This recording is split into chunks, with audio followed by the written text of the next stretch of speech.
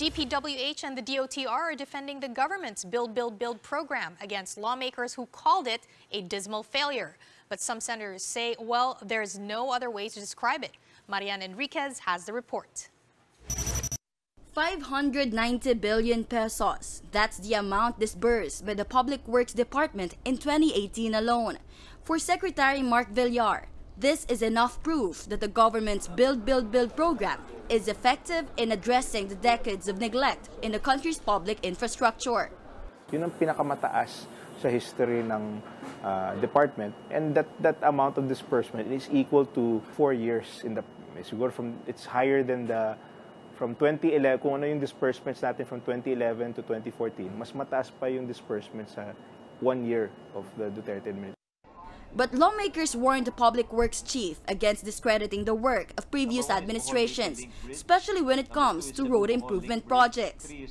They're saying around 99% of roads are now paved, so if you work backwards, Your Honor, you're talking about maybe between 4 and 9%, Your Honor, for this administration of the national roads.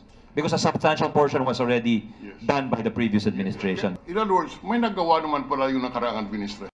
Still, the executive department thinks the golden age of infrastructure began in 2016.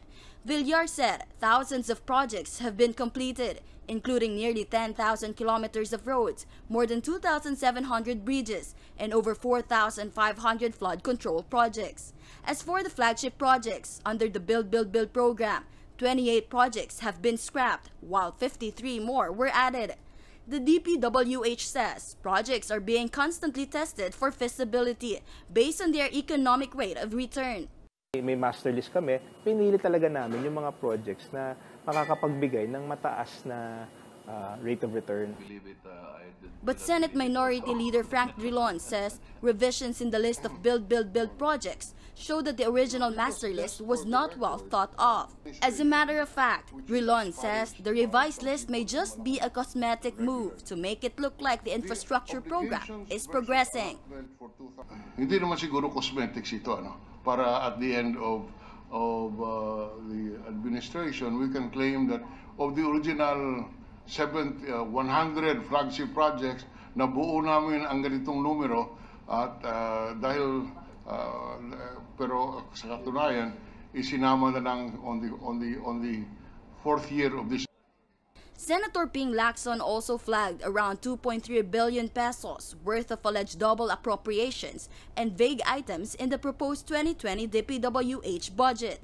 Lacson pointed out that at least 10 massive projects in the DPWH spending plan had vague or even non-existent descriptions. This includes the 500 million peso Quezon Road project and the 150 million budget for the rehabilitation of the Manila North Road. Haba nito 500 kilometers Saan sa Manila North Road yung project? There's 150 million peso worth of project o pesos worth of project. Manila North Road, period. Ang haba po nito mula Caloocan, mula do sa estatwa ni Bonifacio hanggang sa Ilocos Norte. Saan natin gagawin yung 150 million?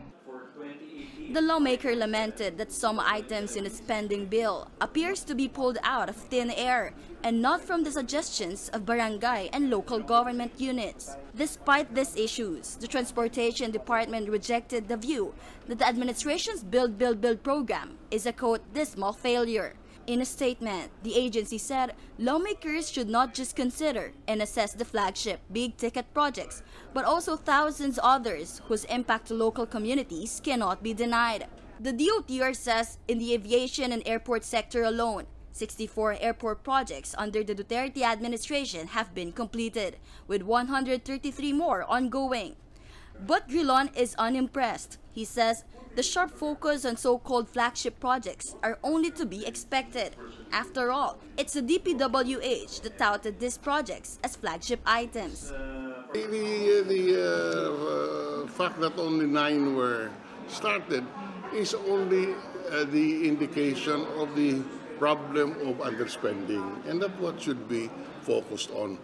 But with its revised list, the DPWH remained bent in its catch-up plan, zeroing in on projects that will be prioritized. This includes the Panay-Guimaras Negros Bridge, the Pangil Bay Bridge, which will connect Tangub City, Misamis Occidental, and Tubod-Lanao del Norte, the Bataan-Cavite Interlink Bridge, and Pagbilao-Tagbilaran Bridge. These projects are mostly mega bridges, and as early as now, the DPWH wants to set expectations that this will take the agency a long time to plan, let alone complete. For News 5, Marian Enriquez.